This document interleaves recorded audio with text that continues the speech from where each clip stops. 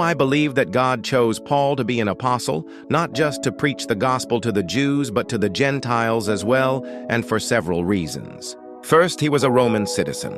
At the time of Paul's life, being a Roman citizen meant that you had certain rights and privileges, and that gave him access to places and people that most Jews wouldn't have had access to. Second, he was a learned Pharisee.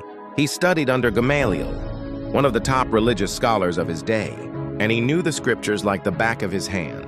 In fact, he used his knowledge of the scriptures to defend his faith when he was being attacked by his opponents. Third, he was a former persecutor of Christians, and so he understood the mindset of those who were opposed to Christianity.